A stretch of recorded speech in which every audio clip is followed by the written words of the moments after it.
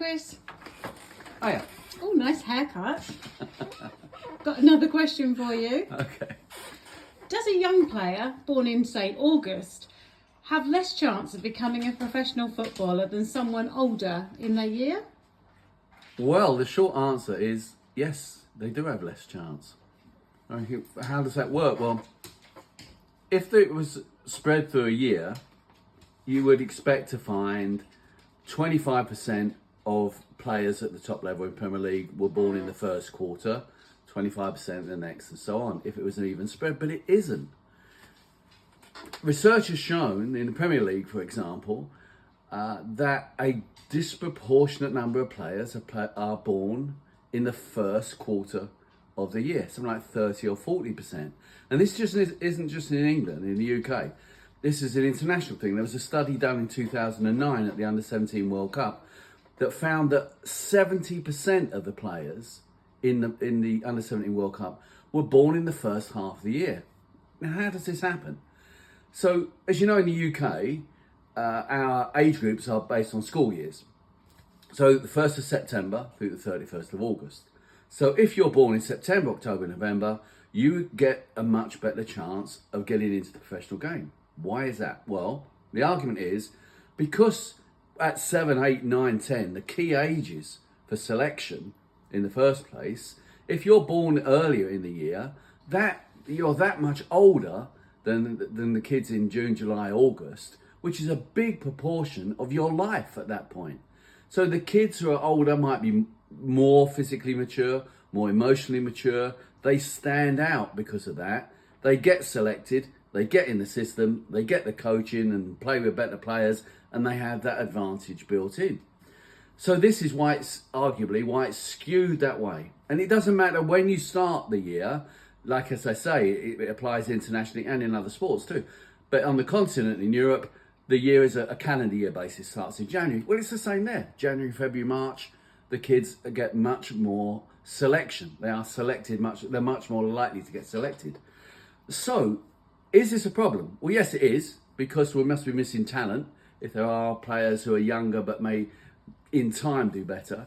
Interestingly, this is a bit of a encouragement if your kid is a young one. There is other research that shows at the very top level, those who have got through the system who are younger do disproportionately well or better than those who are older. Maybe they have to strive harder to keep going, who knows? So all is not lost, but what can we do about it? Well, the first thing is a good academy will deal with the relative age effect, which is what it's called, in their program, because they would treat players as individuals, and those who are younger, those who need more time, those who are not as advanced, they will take that into account. So in a good academy, it's not a problem once you're selected, but as we've seen, the argument is it's about recruitment, it's about scouting, it's about who we pick out. So what can we as scouts do about it?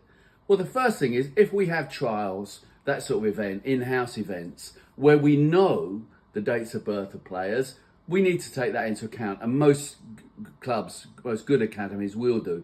We've had events at my club where the players have worn different coloured armbands according to which quarter they are.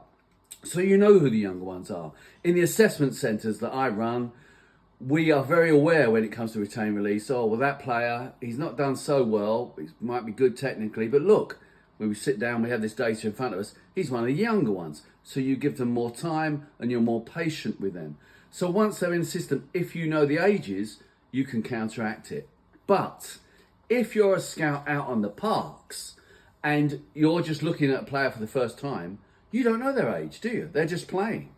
So that's why as a parent, you can expect one of the first questions a good scout is going to ask you, once they get permission to speak to you from the head coach of your team, they're going to say, when is his birthday?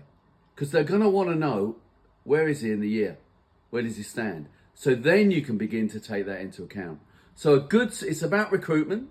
There is another way of organising it called birthday banding, which does away with the advantage altogether, but that can be another video.